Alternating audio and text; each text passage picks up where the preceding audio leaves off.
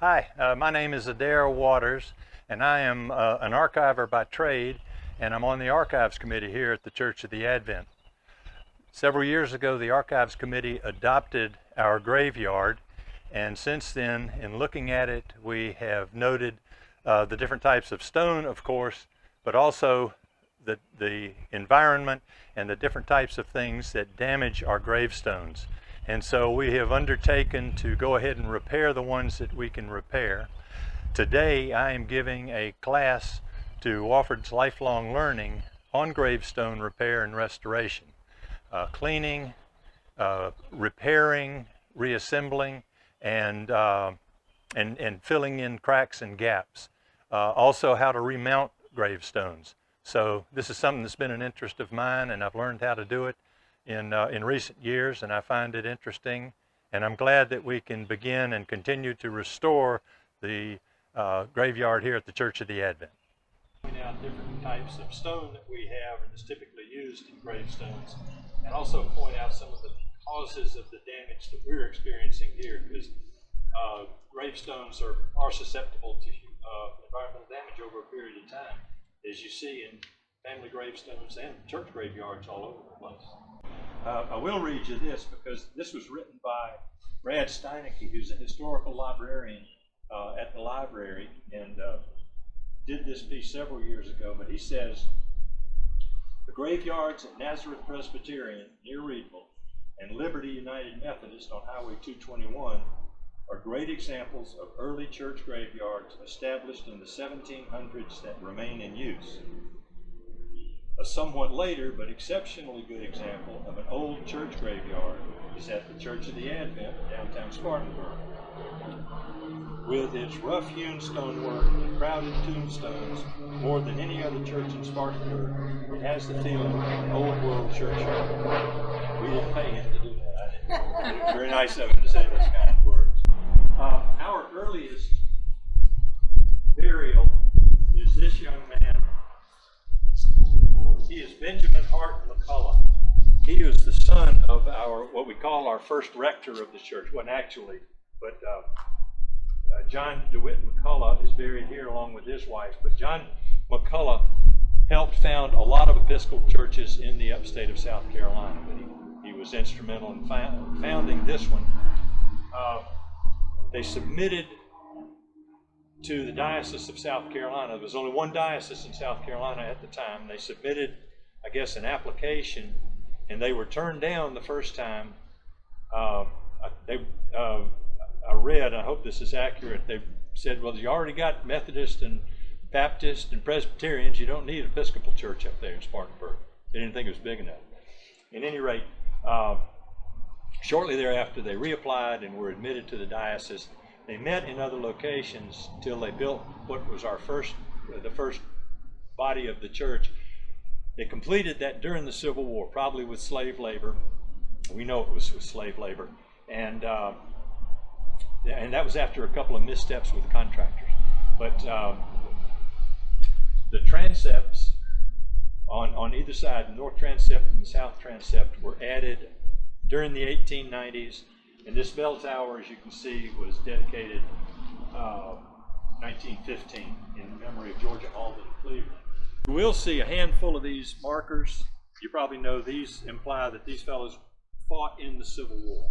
And we've got a dozen or so in this churchyard.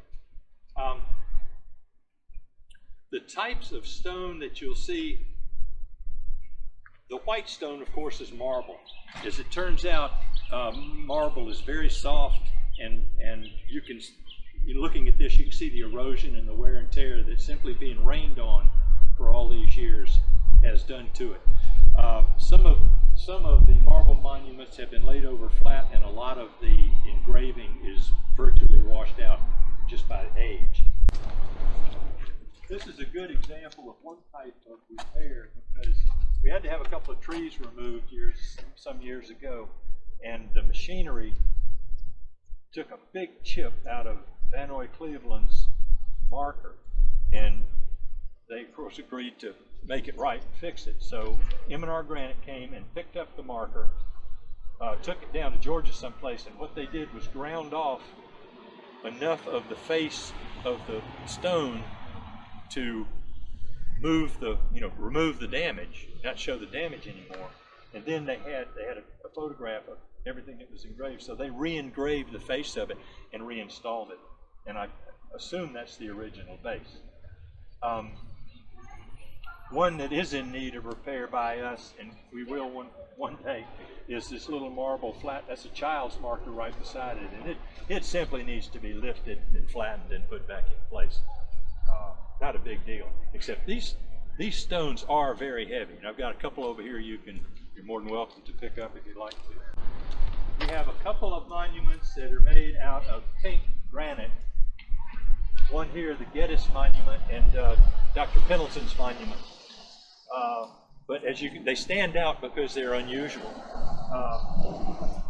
I am told that this pink granite comes from Salisbury, North Carolina, one of the few places in the world where they mine it. The different types of memorials that you'll see here.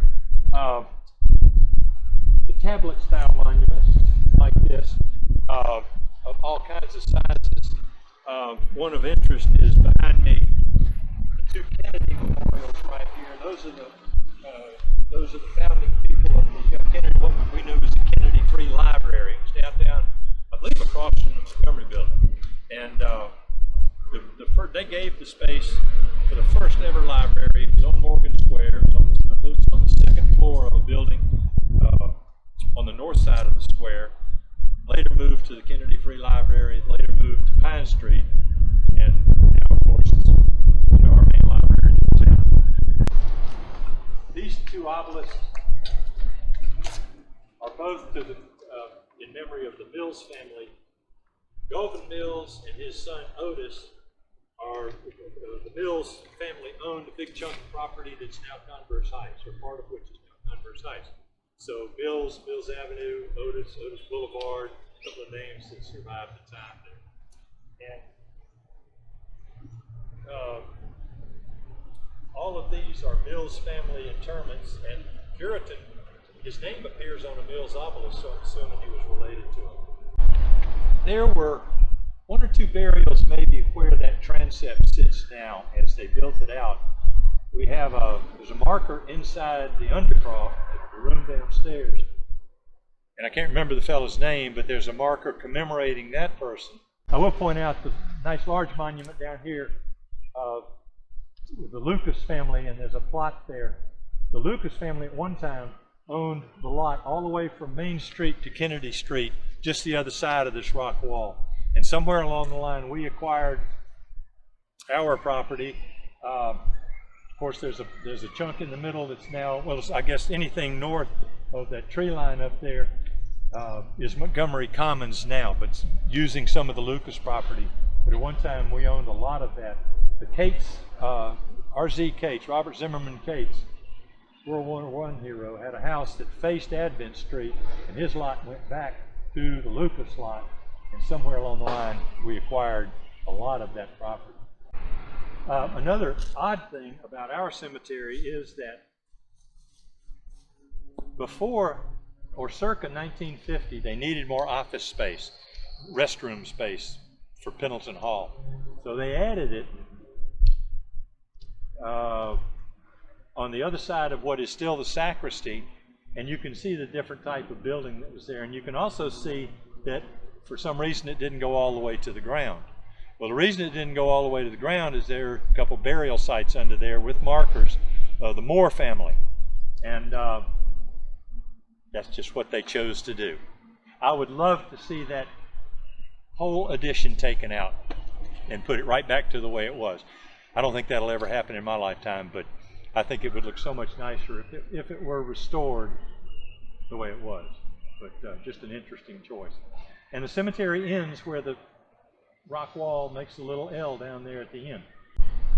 The oak tree is probably about 100 years old, but we've got photographs in the early 1900s of cemetery, graveyard, no oak tree. So it's not 150 years old or 120 years old. It's maybe 100 years old, or maybe less than that. This is an example of a stone. Why don't you come get a little closer to where you can see this, because it's, now that I've got it clamped up, it's a little dicey to move. This stone we picked up, it's a child's marker, it's infant daughter of so-and-so, born 1890. I think it says 1890, so this has got some age on it. But what we found was it was laid on the ground and the three pieces had separated from each other. But it had broken once across, right across the middle, and then the top half had broken vertically. We were left with a big gap.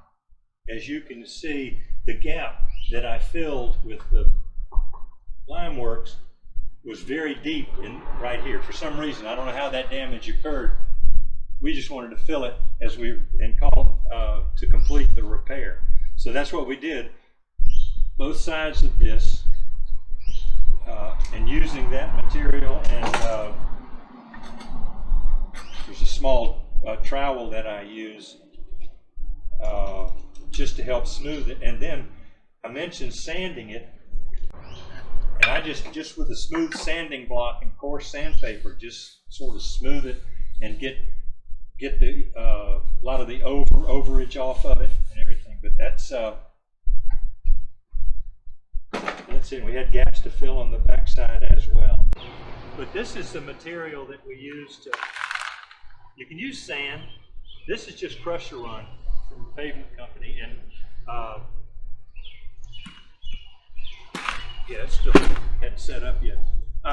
This is what just makes a really good base for a piece of marble or a footstone, or base for a monument base. These are bits of rock with sharp corners on them, so once they sort of get in there and get together, they don't slide around like pea gravel or something does. It just forms a really good base. And I've already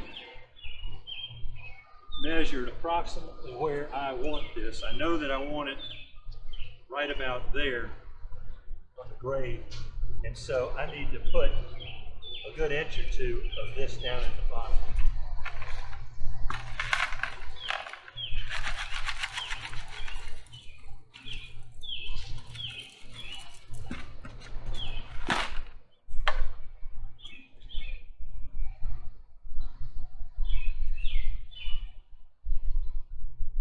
Money, I have no idea whether that's straight or not.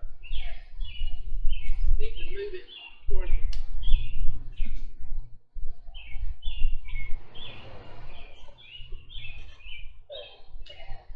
All right, y'all, does that still look pretty good?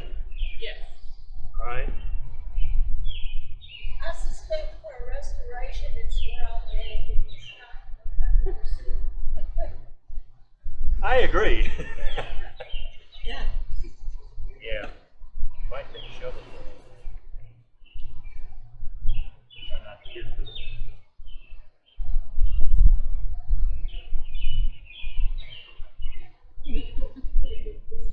All right. I'll just move it around. That's good.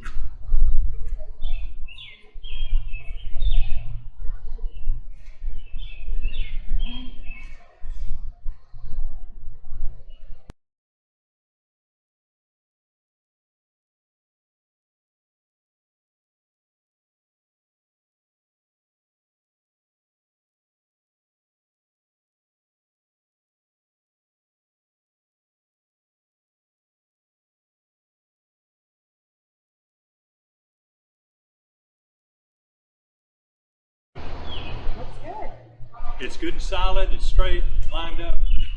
We did good.